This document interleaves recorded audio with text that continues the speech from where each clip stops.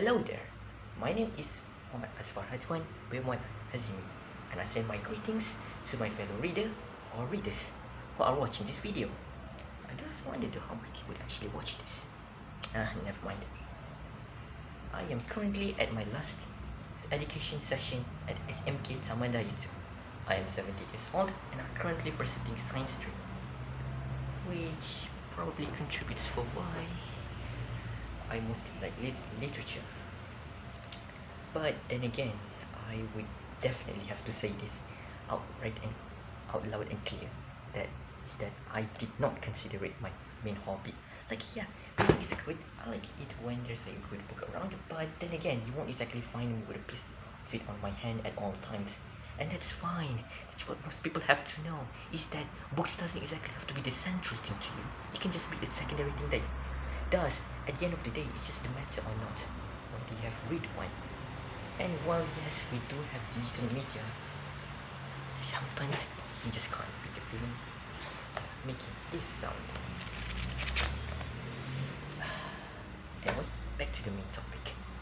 So, I actually mostly reading literatures in the language of my own native language, i.e. Malay. But I kinda decided to switch things around, just because I kinda have a proficiency in English too. If this video proves you otherwise, then I'm really sorry. Anyway, so I decided to hit up my school library and I found this. Now, before you say anything, I'm more interested in what's behind here, my friend. This one here, yeah, they're enticing, but I more personally liked here and here. The synopsis doesn't do justice, and definitely is, but the front page definitely is. So this is a book titled Charmed from Pied Piper. It's actually based on a hit TV series which would be relevant when I bring it up much later into the video. And it's created by Constance Ambergi. I suppose. Sorry if my pronunciation is a bit wrong. It's simply because it is a bit of an abnormal thing for me to spell it out. Anyway, if I have to say a bit of words, the fact that its synopsis doesn't do it that much justice, so I'm just going to go a bit of a small preview for what the entirety of the book is about. We follow the story of Piper. Actually, there's like 3 different people here that you're going to follow. Those being Piper, Pagan, and also Phoebe. All of them starts with P. Don't ask me why it somehow sounds like it starts with F. Anyway, Piper had unknowingly becoming some kind of a children magnet. But it should really be some kind of like a child caster or something, because seriously, in the story, kids just come up from left, right, in front of a house, inside of a car, and they just doesn't want to seem to leave her alone. He basically have to turn her into a kindergarten for like a few days because they just keep on coming. Even when her friend Dalek, who is an officer, sending them back home, they just ended up being at her house again and again each day. Like, it drives her crazy. Meanwhile, Phoebe, who's working as an advisor columnist, I think that's how you say that. Yeah, I don't know that thing exists either, but apparently it's a real job, and apparently what you do in there is that you write out a couple of questions, and then she would basically answer. I guess it's more commonly done on things like newspaper, because I personally don't see why would you do that if you can just Google them anyway. So basically, in one of the sessions, she got a call from someone who wants to talk with her. He is a musician. Again, this is very short. Again, this is just a small preview small story for what exactly happened in the book. So it isn't exactly. So I won't exactly make that much clear because I want you to read it yourself. Anyway, so he basically had chat with this one guy. The guy was basically like, I actually have been running away from something for quite some time. Like it's kind, and I kind of like suspect there's this one guy who does it, and she was like, "Wait, you sure? Like about that guy?" And just be like, "Yeah, I'm pretty sure." Before he unalived himself with a truck. Yeah, they were walking on the street, but then again, they just don't do that out of nowhere. So obviously it's odd. So then there's like two different odds that are happening. Conveniently between the other main character too. And by the way, all of them are actually sisters, just to make it more comprehensible. What happened to the third one? Well, she has a different problem. It's not romantical or anything, but she does attend a musical. He does attend a musical event that is called the Symphony, where she met a beautiful musicians in terms of his music, not his looks. Because basically his music just captivates her in a way almost unnaturally too. Like it isn't because of like it isn't exactly because of the message, but because of the tone, because of the passion that it puts. It gives her so much inspiration that she decided to meet him afterwards. Now just a bit of a small pause. How would all of these things connect? Well, that's the thing about this bit. I kind of felt a bit of amazement because all those things does sound very much indifferent from one another, but they managed to still put out a quick enough explanation to keep the story going. The guy who died is a musician.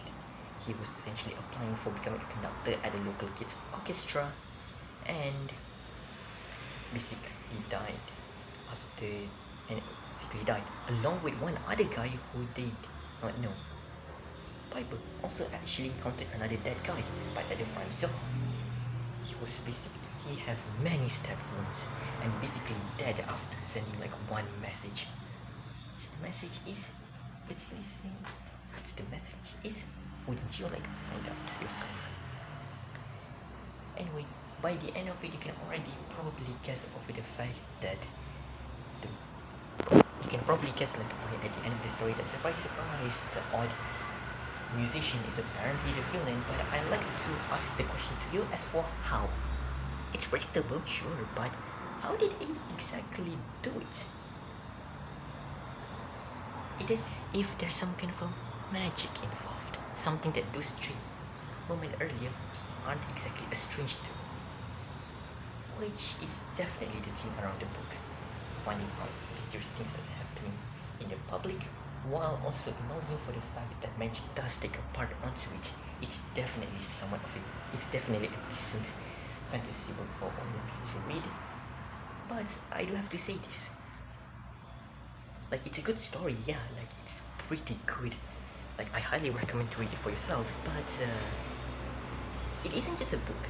What I mean by that is that it doesn't fully originate from a book. It actually originates from a TV series that had ended quite a long time ago.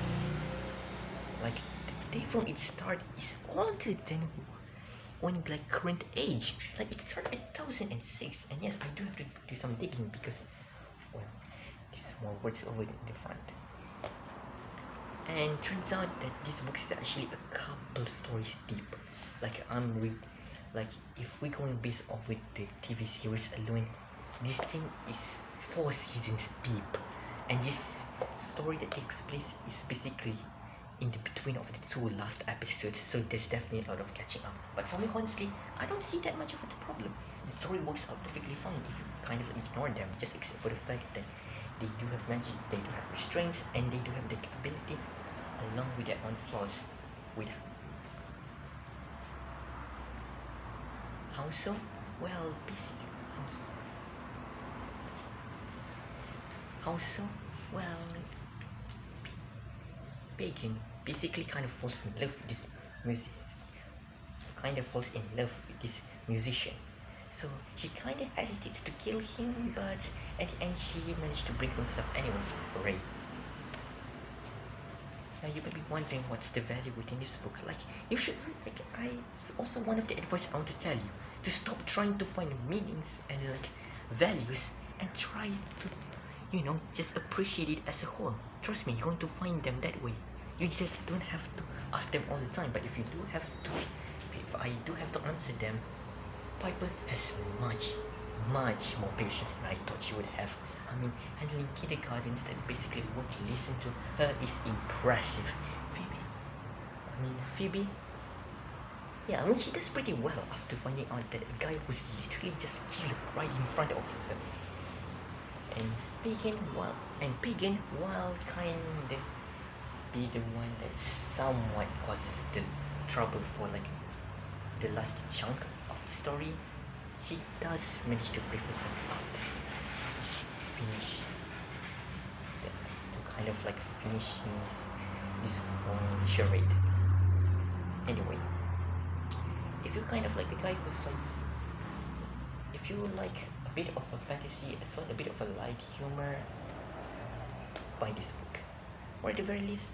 But I would highly suggest you to buy the early literations, as you would have no idea what's going on, like the earlier parts. Like, most of these things here would be a massive white blur. I'm fine with it, but for you people out there, might be the main reason for why you buy the book. Like, you want to learn everything and anything that happened, but for me, I just care about the story and exactly like how it goes. If you don't want to read over the books, I'd say hit up with the TV series. I don't know which service exactly is there, but you can definitely search them up on YouTube. Yeah, that's it. It's a good book, not that much grand. I mean, like, it doesn't exactly have to be vivid every time you read a book. It can just be a good reading material. So if I can read this thing, which is somewhat half decent, all of you can probably switch out for yours. Anyway, that's it for this video. I hope you continue your reading, or at the very least with whatever you have currently doing on for the rest of the day. See ya.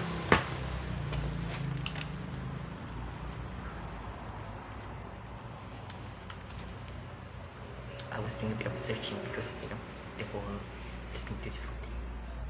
Wait, what do you mean by Leo is technically dead?